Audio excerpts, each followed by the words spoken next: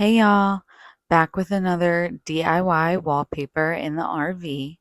This is our one and only bathroom in the RV. It's really not that bad. In our Delaware house, our master bathroom was really tiny, honestly, not much bigger than this, so Derek and I really don't mind.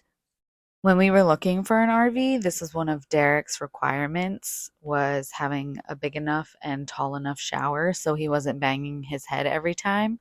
So, just a little side note, if you're looking into buying an RV and you're tall like my husband, he's 6'2", definitely go with a fifth wheel versus a travel trailer.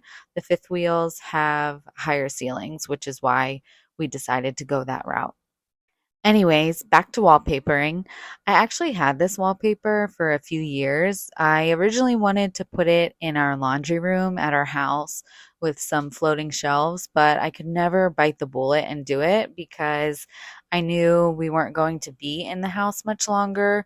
Even if my husband still stayed in the military, we were usually only in one place for about 4 years. So I just could never find the right time to put the wallpaper up so that I'd be able to enjoy it for a long period of time. So I finally found a place for it, and I know I'll also be able to enjoy it for a little. I purchased this specific roll on Etsy. I'll make sure to post a link in the description box below. Most of my wallpaper videos are more like a how to. Well, the first part of this video is a what not to do. This specific day, Derek had dropped me off at the RV and took the kids so I could get some stuff done. Well, if you're doing a wall like this, that's pretty much a full rectangular or square wall with no weird corners or curves, definitely have someone help you. Since it was just me, it was too difficult to do one big piece by myself.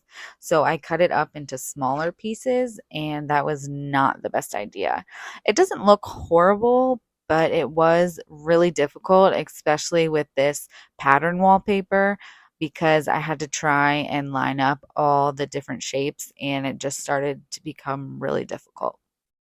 Also, with an RV, specifically a fifth wheel, when you're pulling it behind you, you don't have the air on, so it gets really warm inside and the walls almost expand and then shrink. If you look closely now, you can see little gaps in between the wallpaper pieces. Anyways, lesson learned.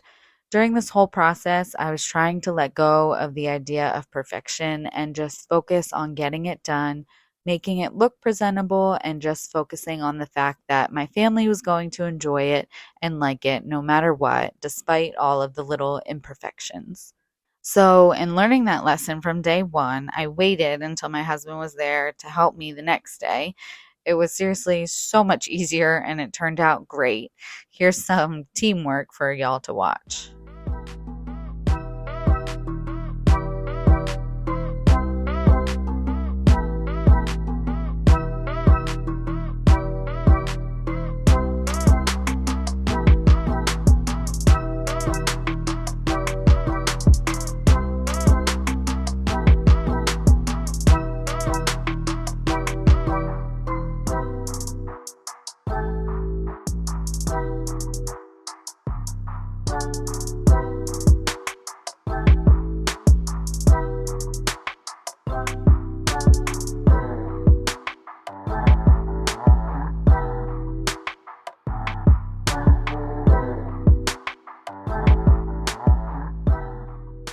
So, like I said, super simple, one single large piece of wallpaper.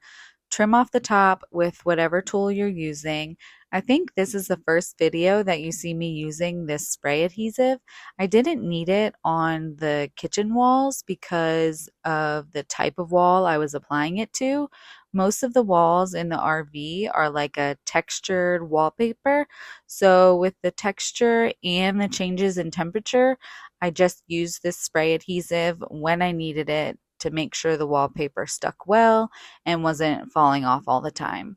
You don't need a lot. I just sprayed a few vertical and horizontal lines and then used my card to smooth the wallpaper down.